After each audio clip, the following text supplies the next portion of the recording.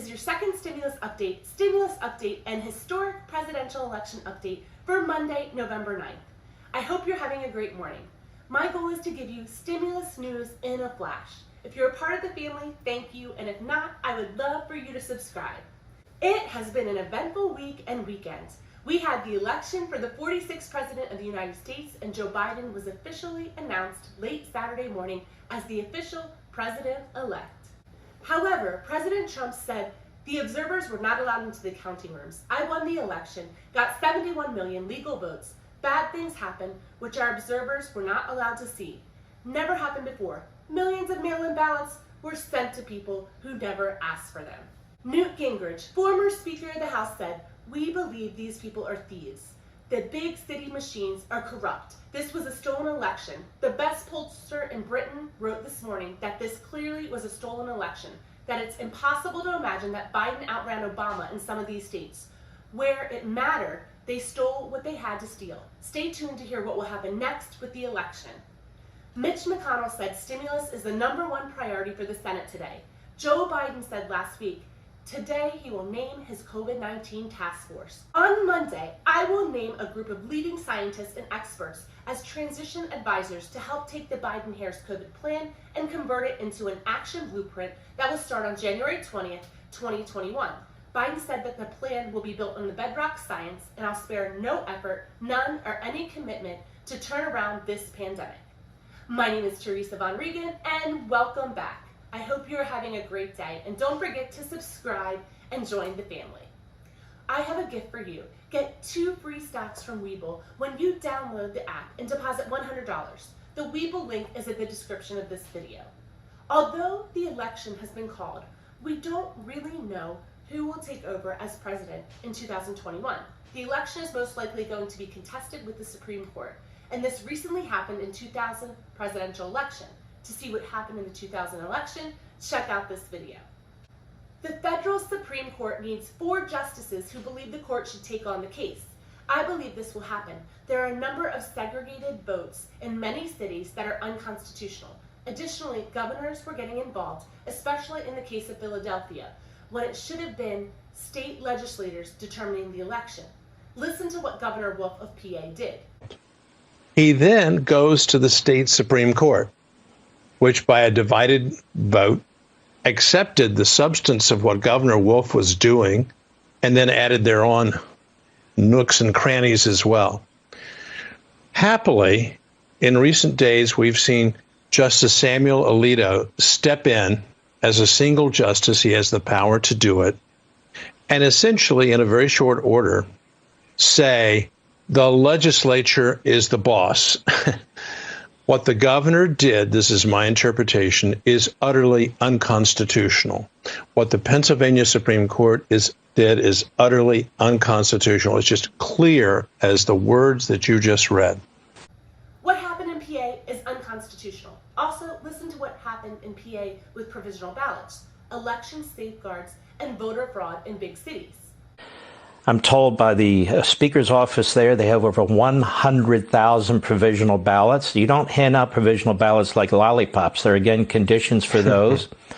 Right. I'm gravely concerned, Judge Starr, that what's happening here is all of the checks and safeguards that have been built into the electoral process by the Constitution, by state constitutions, and by state legislatures are being litigated away. You know, Donald Trump was selected president in 2016. We knew he had won. He wasn't actually selected at 2 a.m. or 3 a.m. the next morning, but we knew he had won because it was overwhelming.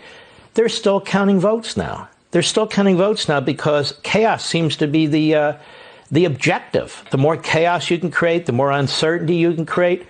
The Democrats, Judge Starr, seem to want to vote earlier and earlier and count later and later. What's the point of that? Yeah. Both ways. Well, it doesn't bode well for confidence in the election process. Everyone uses the word integrity. I think on the Republican side, we're using it with every breath that we take. Can't we have honesty and transparency and openness and so forth?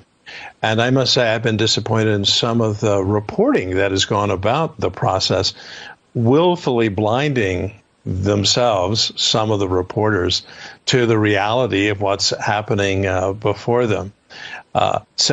Yes, what's happening, I think, in a limited number of cities, but they're all large cities, and certainly two of those large cities have a history, Detroit and Philadelphia, a sordid history of voter fraud and convictions. We're not talking about allegations and political rhetoric. We're talking about the judicial process having resulted in criminal convictions, including, in times past, the sitting state Senate majority leader who hailed from Philadelphia went to jail because of voter fraud.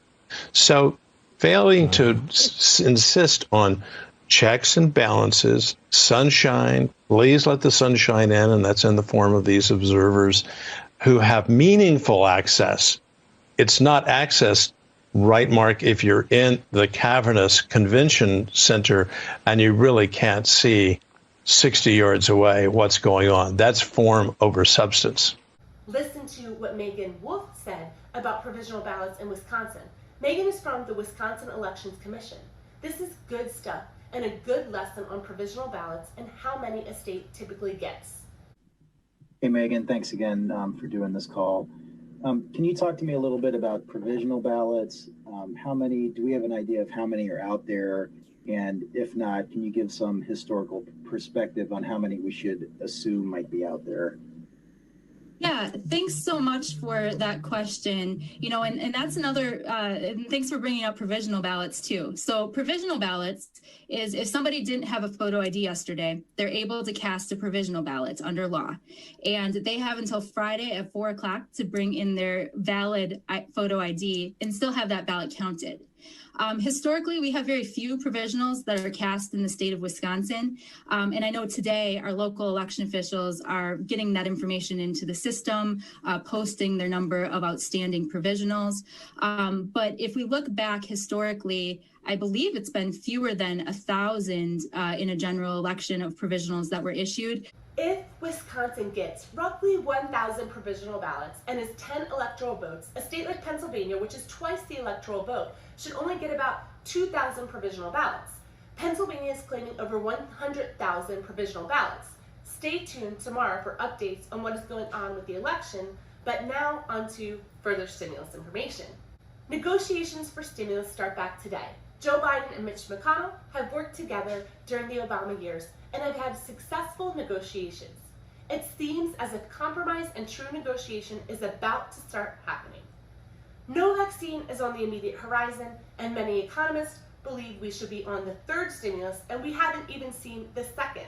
A lot of legislation from the CARES Act has expired or is about to expire. The federal unemployment expired in July. The 13-week unemployment extension expires December 31st, and the eviction moratorium also expires then. We are now in the transitional time between presidents and a new Congress. However, Mitch McConnell is introducing a new stimulus relief negotiation today to the Senate. So it looks as if legislation can be passed soon and possibly have checks going out by December. It is being said that the stimulus checks will most likely follow the income qualifications of the CARES Act. The amount of the stimulus checks is still being negotiated, but rumor is that they could stay the same as the CARES Act as well. McConnell was the missing link to stimulus passing before the election. He was hands off with negotiations, which I believe was a huge mistake. McConnell is back in the negotiation mix, so this will be interesting this week. I think we will have stimulus very soon. I don't think Congress really works that much in December, so it's going to happen really soon. So my new prediction is stimulus will pass by early December and checks will be out before Christmas. When do you believe stimulus will pass? Take the poll in the description of this video. To check out what is in Pelosi's latest stimulus proposal pre-election, which is a $2.2 trillion bill, check out this video. Trump said last week that after the election, we'll have the best stimulus package you've ever seen. Let's see if Trump sticks to his promise. Remember, McConnell also said last Wednesday at his press conference in Kentucky, we need another rescue package. The Senate goes back into session next Monday. Hopefully the partisan passions that prevented us from doing another rescue package will subside with the election. And I think we need to do it, and I think we need to do it before the end of the year. So that's two people saying we need stimulus before the end of the year. Clearly, with everything from the CARES Act soon to expire and less than $5 a day being given to individuals to stimulate the economy, the price is high if stimulus does not pass soon. Stay tuned tomorrow morning for what happened today in the Senate and House of Representatives. This completes your second stimulus package, and news update for Monday, November 9th. I will continue to follow stimulus. Subscribe to get the latest streamlined, nonpartisan news. Bye for now.